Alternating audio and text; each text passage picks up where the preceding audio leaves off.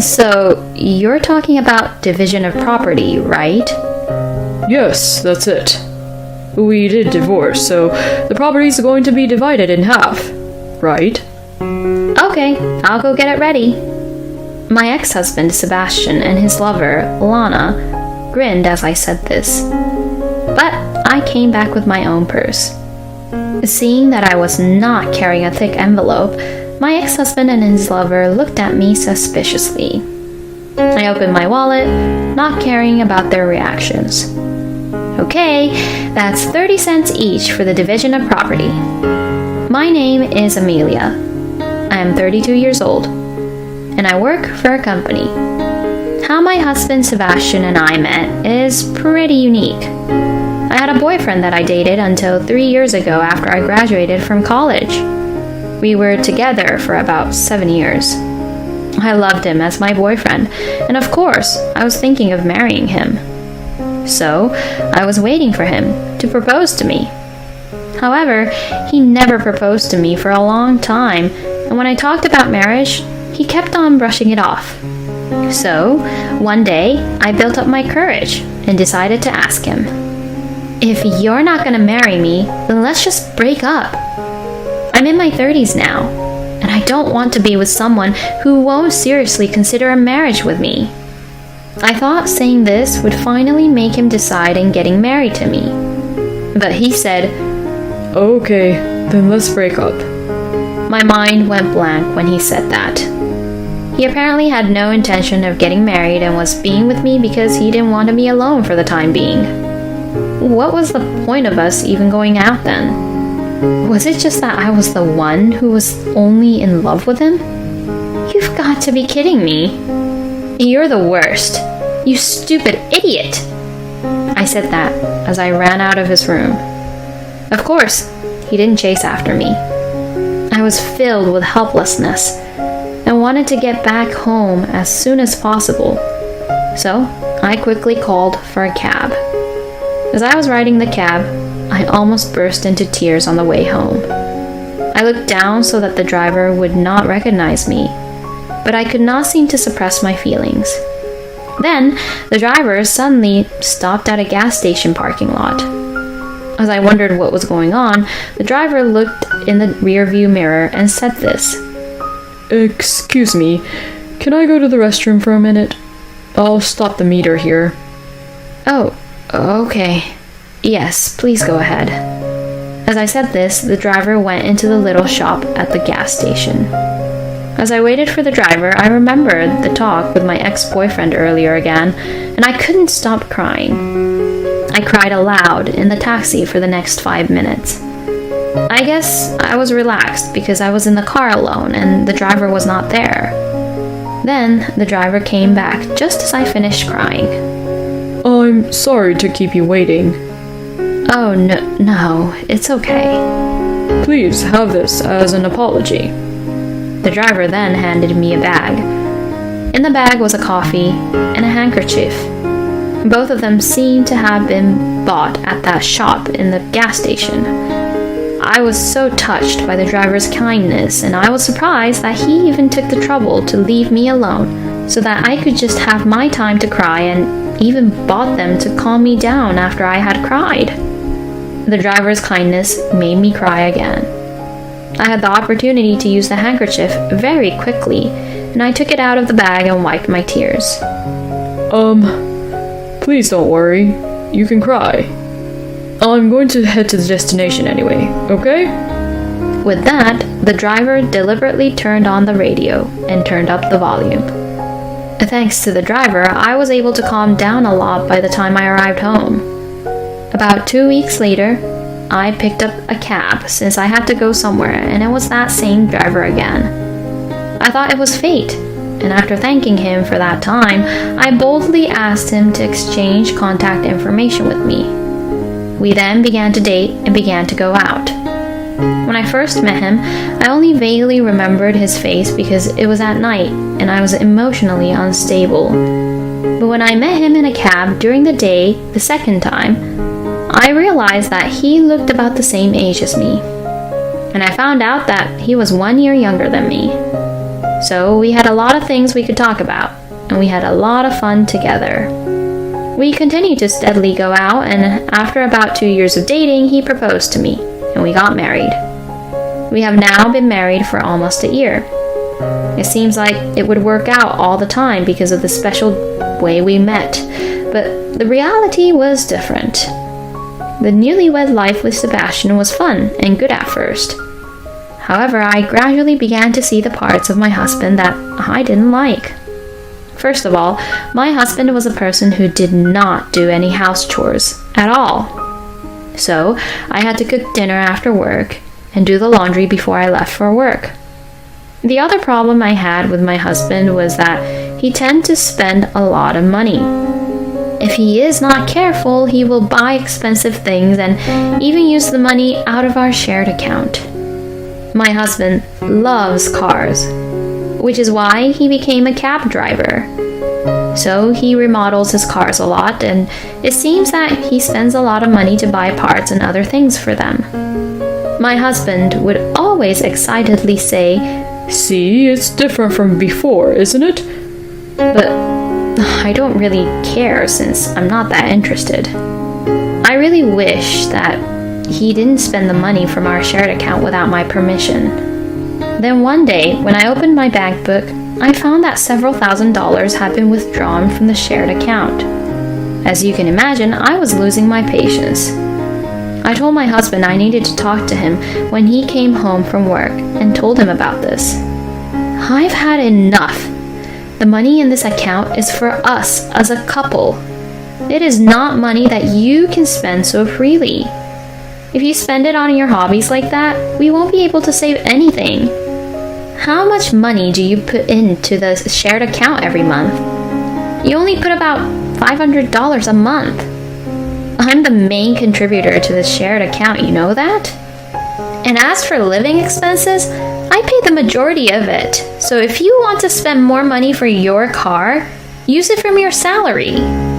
When I said this, my husband got angry. You know I can't afford much with my low salary, don't you? We are a married couple, so it belongs to each other, right? What an unreasonable thing to say. I had no idea he was the kind of person to say such things.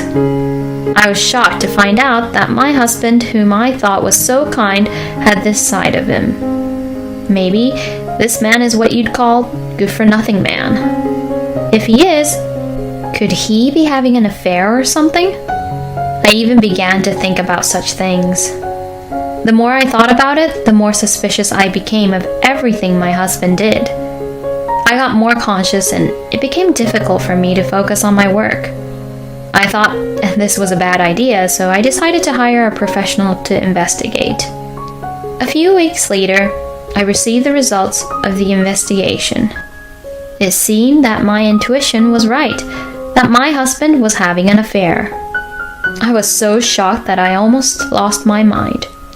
But I managed to calm down and tried to have a proper discussion with my husband. I decided to forgive him if it was just a one-night stand. I was quite busy with my work, so my husband might have been feeling lonely. If that was the case, we should have a proper discussion as a couple. I was still thinking about that at the time. However, when I started talking to my husband, I realized that I had been very naive. I confronted my husband with the photographs that was the proof of the affair and asked him what was going on. "Why did you have an affair behind my back?" My husband was surprised, but after admitting the fact of the affair, he began to talk. She and I are bound by the thread of fate, you know. Huh? I'm really sorry, but now that I've met her, I can't be with you. Wait a minute. Wasn't it just a one-night stand or something like that? I'm really sure about this. The one I like, no, the one I love is her. At this moment, something just collapsed inside me. I knew that only good-for-nothing scumbags would come to me. I was a fool for having high hopes on this man. My husband continued with his story, and finally asked me for a divorce. I felt ridiculous. and immediately agreed to the divorce. Then I quickly left the house and went back to my parents' house. My parents felt bad for me and comforted me. They told me I could stay at home until my mind and body were at peace. So, I was taken care of at home to rest my body and mind. Not having to do any house chores and living with a family that was kind to me seemed to be a pretty good environment for me. And little by little, my wounds began to heal. I found myself smiling naturally more often when eating with my parents, and I felt that I was spending less and less time thinking about my ex-husband. I was starting to be able to concentrate on my work, and at this rate, I thought I would be able to completely forget about Sebastian. But just as I was thinking that, my ex-husband appeared in front of me again. It was a Saturday. I was in my room when I heard something noisy by the front door. What are you doing here now, you jerk?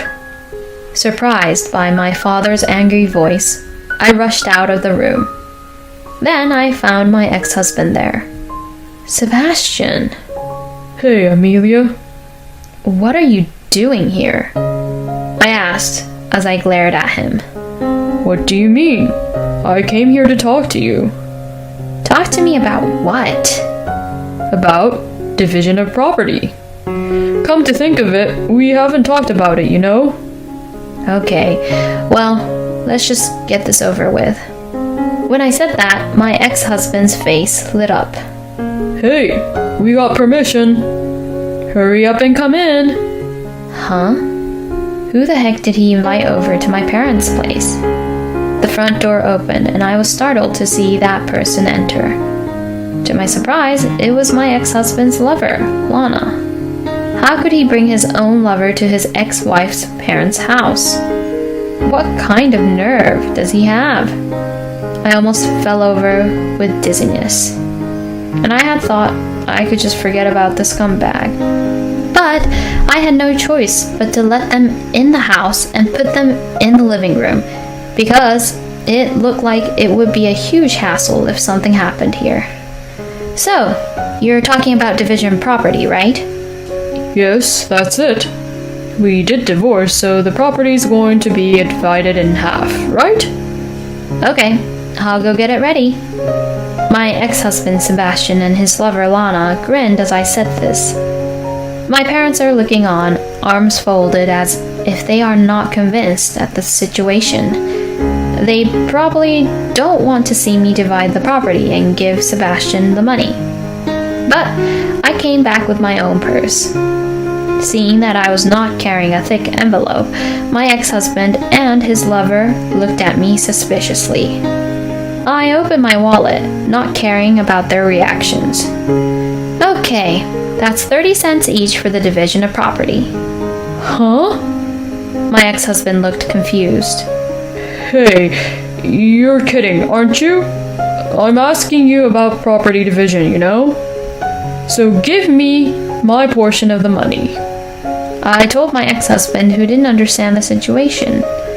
Unfortunately, the money left in our joint account was 60 cents. So the property division was 30 cents each. I opened the bank book of the joint account and showed it to him. My ex-husband and his lover looked into it and were absolutely mortified. Huh? Is that all I get? What the heck is the meaning of this? You told me that you'll get more money. Sebastian's lover questions him. Then my ex-husband made a surprising statement. Hey, Amelia, you're hiding some money, aren't you? I know that you have $200,000. Because I saw it on your bank book, you know? Where are the savings for that? If it's half, I should at least get $100,000, right? Now hold on a minute. Did you look at my bank book without my permission? Well, we were married, so it's fine. This man was snooping around my bank account without permission, and he was trying to take it without telling me. But this man is mistaken about one thing. You don't know anything, do you? All my savings I made was all before I married you. That's why it can't be a joint property. What? You're kidding, right? You really know nothing, huh? Wow, you really are ignorant. You don't get anything but that 30 cents. The rest of the money I put into our shared account was used so that you could remodel your car. Huh? Remodel the car? Sebastian, what does she mean by that? Well... You didn't even remodel your car though, did you? I was surprised by Lana's statement. What the hell do you mean by that? When I questioned them, my ex-husband started telling me the truth. Well, I used the money in the shared account to take Lana on vacations and to fancy restaurants. I was surprised to find out that my ex-husband was not using the money for his hobbies, but was using my money to pay for his lover. And now, his lover also found out that Sebastian was paying off for her by using my money. Wait a minute, are you saying that it wasn't your money but this woman's? My ex-husband couldn't take back what he said and was unable to get away with it. You're just the worst. You won't get to remarry me now. Saying that, Lana got up and left. Hey, wait a minute. My husband was about to leave too, so I stopped him. Wait a minute. If you were using the money to pay off for your lover, then that changes the whole thing. I'll add that money to the alimony, so make sure you pay me back. What? Oh no! Cut me some slack. No way. You did it all on your own so you could just show off, didn't you? So I'll make sure you pay what you owe. My ex-husband was pale. I then filed a $60,000 for alimony against my ex-husband through my lawyer. I also asked for $30,000 for his lover, Lana. My ex-husband was in a lot of debt, even though his salary was low, and he had also been dumped by his partner. Now, most of his salary is gone to pay the bills, and he is leading a very poor life. I, on the other hand, was able to work hard and get a promotion. Since I lived at home for a while after that, I was able to save a lot of money. Currently, I have also started investing, and I'm gradually increasing my assets. Since my love life is good for a while, I think I will increase my savings a lot and set my goal in saving some money so I could retire earlier. Thank you for watching until the end. Please subscribe to our channel. See you in our next video.